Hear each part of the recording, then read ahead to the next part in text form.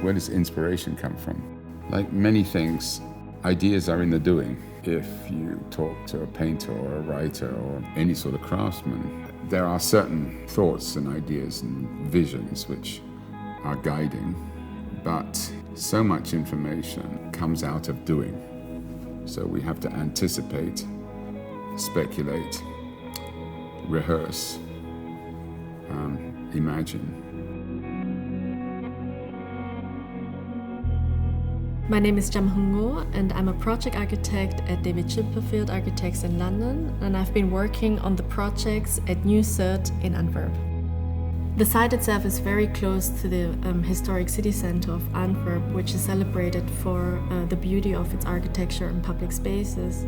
It's a very charming city with like little squares. It's a really great scale as well, and that is something we wanted to bring to New Zuid.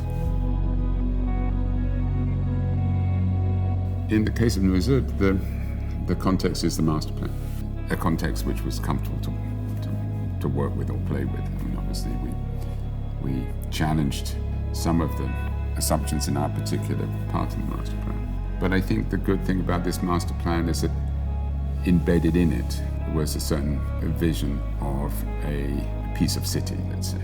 It's not just a series of buildings, but those buildings adding up to be something else.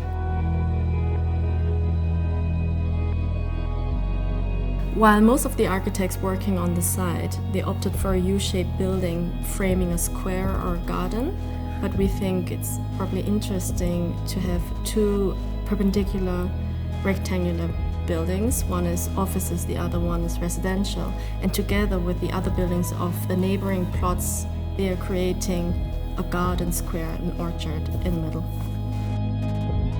Designing isn't styling, it's about creating good spaces with good materials, with good orientation and light. I mean, in some ways, it's not more complicated than that. Clearly, as an office, we try to ensure that there's a certain intelligence and craft in our buildings.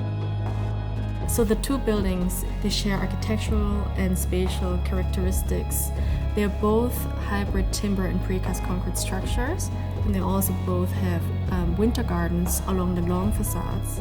This is also where you have the entrances to the retail units. There's kind of like an open ground floor idea, which is permeable and full of like life and activity. Homes for people is obviously very important, and one would have to say that it's the basis of our quality of life. It's the place we wake up in the morning and make our coffee and bring up our kids and